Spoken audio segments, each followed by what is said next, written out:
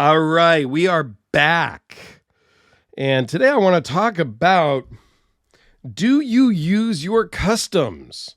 I mean, we're really going to talk about this Peter Martin, Cory Martin collaboration. I don't exactly know who did what piece, what part of the knives, but my understanding is that they both worked on it. Now, Peter is the father, Cory is the son.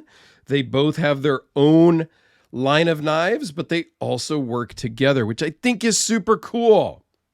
Super awesome. This comes to me from Cliff up in Alaska, and Cliff doesn't really have safe queens. And this is no different. This is a custom knife. It was like $3-ish $100.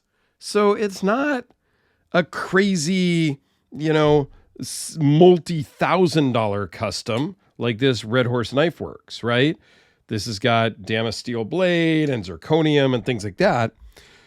But it's in line with this North Arms Skaha, carbon fiber and S35VN. All right. This is G10 and I believe 12C27. Way different blade steel. Really good for the field. Easy to sharpen. Easy to maintain on your own.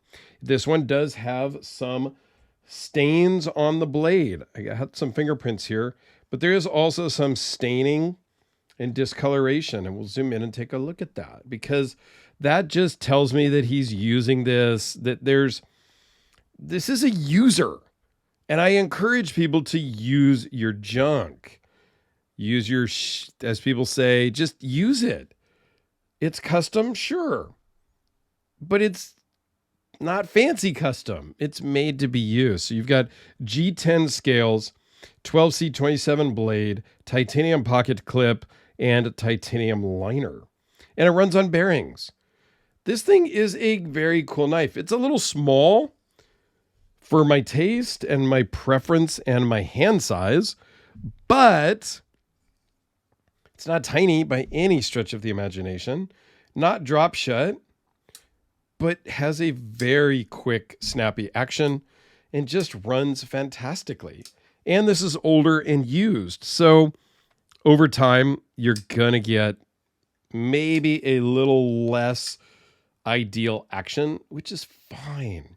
Now, one thing, the milling on the G10, the way that it runs kind of down in this angle, as you're shaking it closed, your hand does kind of want to almost slip off.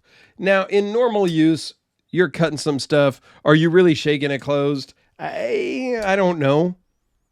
I think we do that as crazy YouTube guys. Like we're kind of dumb. We are. I think sometimes we try to do things that aren't real world. And I'm guilty of it too. I try not to, portray things or say things that aren't true, of course. But are we really shaking things shut when we use them in real life? No, especially if the action's like this. If the action's like this and drop shut, yeah, that might be how you close it in real world use, right? I don't know. Use your stuff, people. Just because it's $300-ish, who cares? I carry this a lot. A lot. This is one of the knives I carry the most, I would say. This is the Red Horse Knife Works first custom Hellraiser. So it's the first one he made. It's very special. It's got things done to it that he never did on other ones because he learned that it was painful and difficult to do certain aspects of this knife. I carry it all the time. I carried it yesterday around Old Town Sac on a little day trip with my girlfriend. I carry that all the time, and I love it for a lot of reasons. And I've talked about that in many videos, but that's multi-thousand. This is multi-hundred. Who cares?